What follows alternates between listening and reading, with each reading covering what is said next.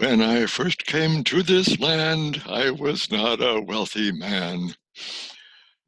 I won't sing anymore because I can't sing. But when I first came to this land, it was 1978. I came as a tourist, came over 2 years later to live here forever and ever. And in 1978, I was hitchhiking around the country because I was not a wealthy man. And I spent about a week or so in the north, and then I came down to Killarney for the Pan-Celtic Festival. And when that was finished, I was going back to Dublin to stay with some friends that I had made, and stuck out my thumb, and I got a lift from a man in a big Merc, a really big, shiny Merc. And he stopped for me. I was a bit surprised at this because big, shiny Mercs don't usually stop for people who are hitchhiking. So I got into the car, and I said, "Where are you going?" I said, "I'm going to Dublin." He said, "Well, I'm going as far as Fermoy. I'll take you that far." And that's fine, right? It's on the way. So we got into conversation, and coming up to Fermoy, south of Fermoy, he pointed to a very steep wooded hill with a white cross on the top. He said, "You know what that cross means?" I said, "Well, no, I've never been in this part of the country before." And he said, "That's the cross of Karen. And there's a story behind it." And he told me the story.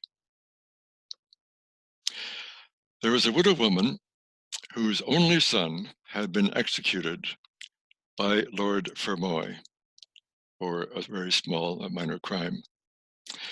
And he also evicted the widow.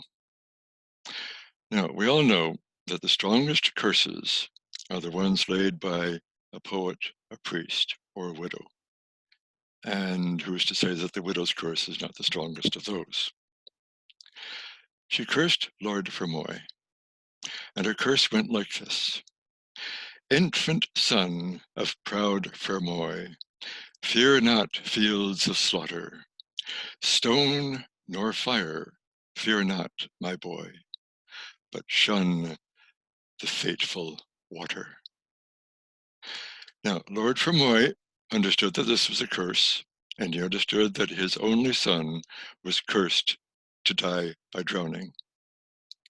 So he filled in the pond, he fenced off the river so that his young son, who was very small at the time, would not be anywhere near any water that he could drown in. Lord Fermoy had some work to be done, and he called in the builders, and they were building a wall. And of course, when you build a wall, you need concrete, and when you make concrete, you need water, and they had a barrel of water. The builders went off for their lunch, leaving the barrel of water unattended. The young son of Lord Fermoy saw the barrel. It looked very interesting to a little boy. He crawled up the side of it, looked into it, saw his reflection. He had never seen his reflection in water before, bent forward to look at it more carefully, and he fell in, and he drowned. And that's the story. Now, when this man told me the story, he called it the Cross of Carn.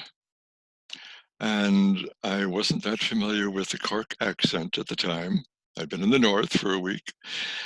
And I wrote down that verse immediately so I wouldn't forget it.